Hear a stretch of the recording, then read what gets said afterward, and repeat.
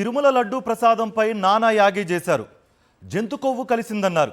తీరా CBI report వచ్చాక కాదు టాయిలెట్ క్లీనింగ్కు వాడే రసాయనాలు కలిశాయంటూ నాలిక మడతేశారు. ఆ దేవదేవుడి ప్రసాదాన్ని అడ్డం పెట్టుకుని వైఎస్ జగన్పై బురద జల్లాలని ప్రయత్నించారు. అది కూడా విఫలమవడంతో ఇప్పుడు ఏకసభ్య కమిషన్ అంటూ కుట్రలు చేస్తున్న చంద్రబాబు ప్రభుత్వానికి మళ్లీ మొట్టికాయలు పడుతున్నాయి. తాజాగా బీజేపీ సీనియర్ నాయకులు సుబ్రహ్మణ్య స్వామి చంద్రబాబు నిర్ణయాన్ని వ్యతిరేకిస్తూ సుప్రీంకోర్టులో సవాల్ చేశారు. ఎరక్కపోయి ఇరుక్కున్నట్లయింది చంద్రబాబు అండ్ కో పరిస్థితి. స్వార్థ రాజకీయాల కోసం ఎంతో పరమ పవిత్రమైన శ్రీవారి లడ్డూ ప్రసాదంపై అత్యంత నీచపు బుద్ధితో తప్పుడు ప్రచారాన్ని ప్రజల్లోకి తీసుకువెళ్లాలని ప్రయత్నించారు. ఏ ఒక్క హిందువు వినడానికి ఇష్టపడని విధంగా లడ్డూ ప్రసాదంపై ఆరోపణలు చేశారు. చంద్రబాబు ఆయన ఎల్లో బ్యాచ్ చేస్తున్నదంతా తప్పని సుప్రీంకోర్టులోనే తేలిపోయింది. జంతువుల కొవ్వు కలవలేదని సిబిఐ సుస్పష్టంగా తేల్చి చెప్పింది. చంద్రబాబు కుట్రలు బెడిసికొట్టడంతో మళ్లీ మాట మార్చేశారు.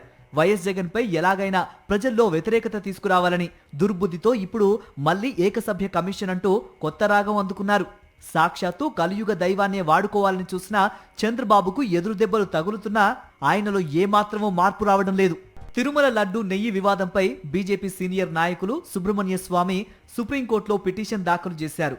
చంద్రబాబు ప్రభుత్వం సిట్ నివేదికపై ఏకసభ్య కమిటీ వేయడాన్ని సుబ్రహ్మణ్య స్వామి సవాల్ చేస్తూ పిటిషన్ వేశారు. సుప్రీంకోర్టు ఏర్పాటు చేసిన సిట్ పై చంద్రబాబు ప్రభుత్వం మరో కమిటీ నియమించడంపై అభ్యంతరం వ్యక్తం చేశారు. ఆయన పిటిషన్పై ప్రధాన న్యాయమూర్తి justice Suryakant, justice Joymalya Bagchi ధర్మాసనం సోమవారం విచారణ చేపట్టనుంది.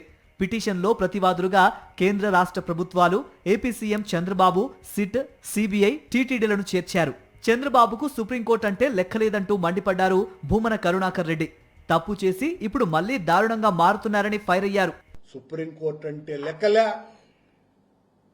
దేన్ని కూడా మీరు చెప్పేటువంటి మాట దేవుడు నా చేత పలికిస్తున్నాడు అని మీరు ఒక భ్రమలో ఉండి మాట్లాడుతూ ఉంటారు. ఇంత దారుణంగా మీరు తప్పు చేశారు. మీరు తప్పు చేసిన తర్వాత సుప్రీంకోర్టు పర్యవేక్షణలో ఉన్నటువంటి సిబిఐ సిట్ అందులో ఏ రకమైనటువంటి ఆవు కొవ్వు పంది కొవ్వు లేదు అని తేల్చినారు. తేల్చటమే కాకుండా దీనికి వైసీపీ నాయకులకు ఏ సంబంధము లేదని చెప్పినారు. కల్తీ కుతంత్రం పనిచేయకపోవడంతో చంద్రబాబు తన సొంత కమిటీ వేశారు. ఈ మేరకు రిటైర్డ్ ఐఏఎస్ దినేష్ కుమార్ నేతృత్వంలో కమిటీ ఏర్పాటు చేశారు. దీంతో కూటమి సర్కార్ కొత్త కుట్రకు తెరలేపింది.